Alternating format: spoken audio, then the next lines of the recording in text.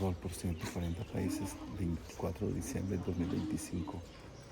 Madana, Madhama, la Iglesia de Jesús, la más importante de la cristiandad de Etiopía.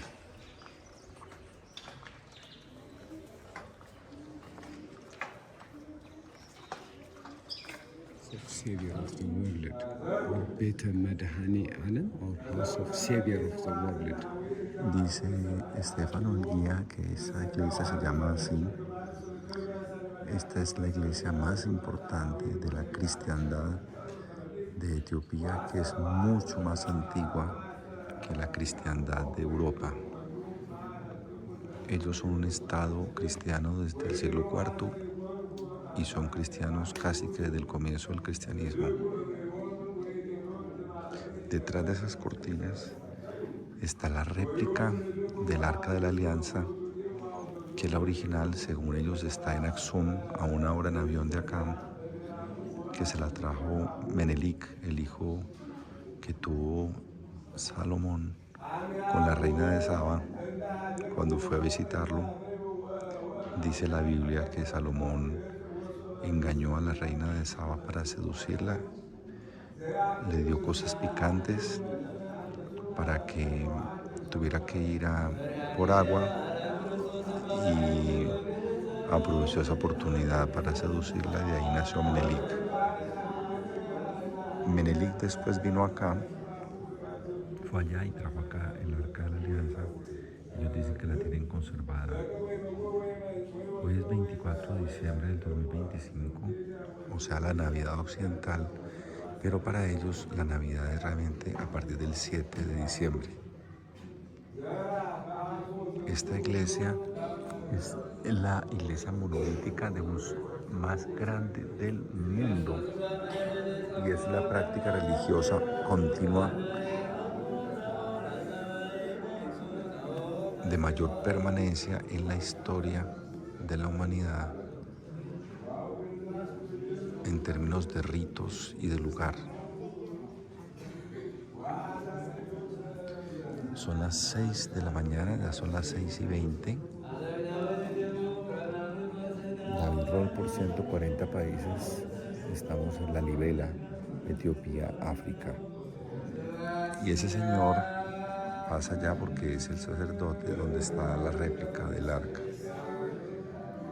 Aquí vemos a la izquierda, están los hombres que vienen a rezar, todo el mundo de blanco. Y vamos a ver a la derecha a las mujeres. Aquí están.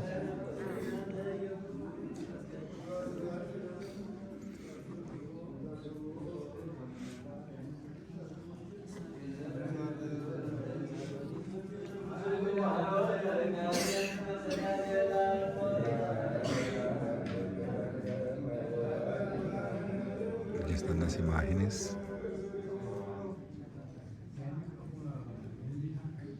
Y ellos se van turnando para rezar, siempre con esa velita, aunque ya hay luz eléctrica.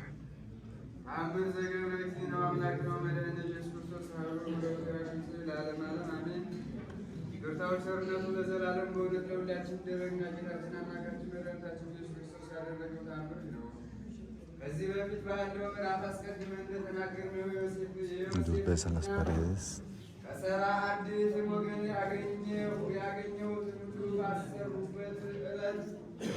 ዕለት ማግስት የእስር ቤት ጠባቂዎች ወደ አይሁድ ጉባኤ ሄደው ያስጠበቃችሁንን እስር ቤት ከነቁልፉም ተረከቡን አሏቸው።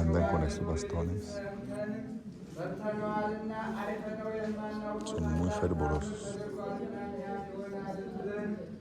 ያላሰብነው በእውነቱ ሊሆን ይቻላል ብለን የማንገምተው ነው አሏቸው። አዋቂ ኒቆዲሞስ ግን ያያችሁትን ነገር ንገሩን አሏቸው። የወይን ዘይት ዘሪዎችም አሉ። በእስር ቤቱ መስኮት በኩል ተኝተን ሳለ መንፈቀ ሌሊት በሆነ ጊዜ ብሩህ ደመና ሰማዩን ሸፈነው፣ የብርሃኑ ፀዳልም የእስር ቤቱን ከበበው። በዚሁ ደመና ውስጥ ቁመቱ ይህ ነው ተብሎ ሊወሰን የማይቻል ጎልማሳ ሰው አይተናልና በራሱ ላይ የብርሃን ዘውድ ያለ ብርሃን ተጎናጽፏል። ከደመናው በታች የብርሃን ዙፋን ተዘርግቷል። ይህንም ዙፋን አራቱ እንስሶች ተሸክመውታል። ከእነዚህም ከዙፋኑ ቀኝ በኩል የሰውና የአንበሳ መልክ ያላቸው ሲሆኑ በግራ በኩል የንስርና የላህም መልክ ያላቸው ናቸው። በእሳቱ መንኮራኩር ላይ ባለው ዙፋን የተቀመጠውን ያመሰግኑታል። በዚህም የእሳት ባህር መንኮራኩር የእሳት ሰንሰለት አለ። በዚህ ዙፋን ዙሪያ የሚንቀለቀል የእሳት ባህር አለ። ዳግመኛም 6 ክንፍ ያላቸው ቅዱስ ቅዱስ አሸናፊ እግዚአብሔር ምስጋና በሰማይና በምድር የመላ ነው። ከላይ ከሰማይ ወደ ምድር ወደሱ የተገለጸ ለእርሱ ቡሩክ ለሆነ ለኢየሱስ ክርስቶስ በላይ ባህርያ ምስጋና ይገባል በማለት ያመሰግናሉ። ዳግመኛም ወደዚህ ያለ መጥቶ በግልጽ በሕያዋንና በሙታን ላይ ፍርድ ይሰጣል። በእኒህ መላእክት ዙሪያ 6 ክንፍ ያላቸው መላእክት El monolito más grande del mundo. Allá adentro está la réplica del Arca de la Alianza. David Roll por 140 países. Diciembre 24, 2025. Y la iglesia de Madani, la Libela, Etiopía. Aquí están los hombres. Y aquí están las mujeres.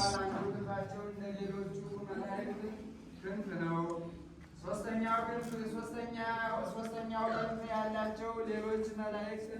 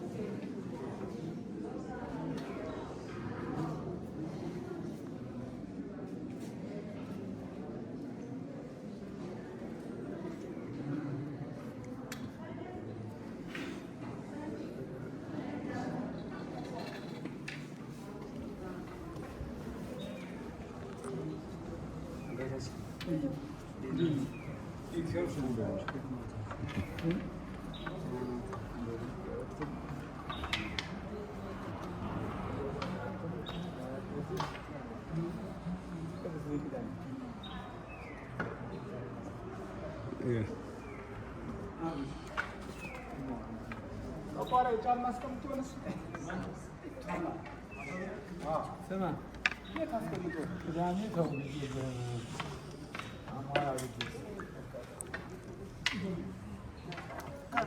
Acabamos de ver el final de la misa en la iglesia más importante de la cristiandad más antigua del mundo, continua, que es la cristiandad de Etiopía.